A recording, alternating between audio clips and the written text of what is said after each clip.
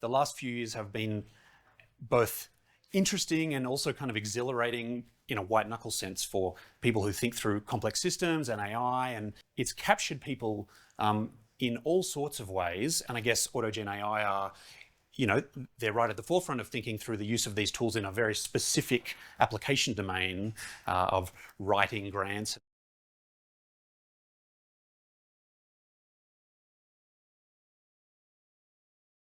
My name's Sean. I'm founder and chief executive at AutogenAI.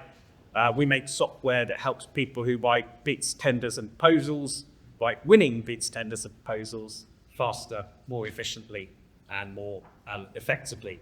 It's really fantastic to be here in Australia, in Canberra, at ANU for the start of this talking tour. We're going to talk a little bit about large language models, a little bit about artificial intelligence, a little bit about the philosophy of language, a little bit about the philosophy of mind, and a little bit about where we see this technology going over the next 5 to 10 years.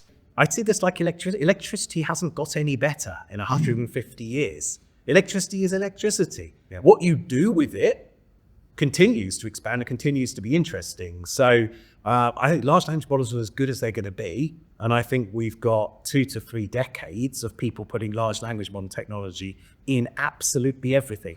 Like electricity is pretty much in absolutely everything. We don't, I wonder if that light's using electricity, or I wonder if my microphone's using electricity, or I wonder if my laptop's using electricity. All those things are using electricity, but electricity hasn't got any better. But it's just being deployed. So for a range of human tasks and everything. For us, it's about asking questions about artificial intelligence, not so much providing answers just as yet. Because what we're really trying to do here is look at artificial intelligence not as a single piece of technology. It's not just the model or the large language model. It's in fact a whole system. How you interface with the technology, where it's embedded, how it's used, how it's managed, the resources required to produce it, to make it, distribute it. And then how do we understand that as a system and then guide that system to make it better, transform it for the better? We put AI in a different category to every other tool.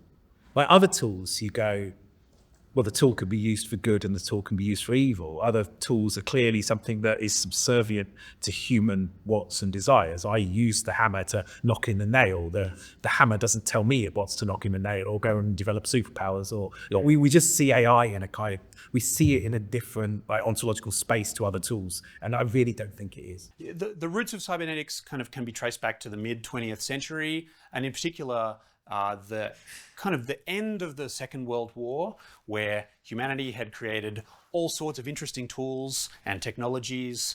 One of the classic example that in some ways the father of cybernetics worked on, Norbert Wiener, was radar. So radar revolutionized the battlefield in the Second World War.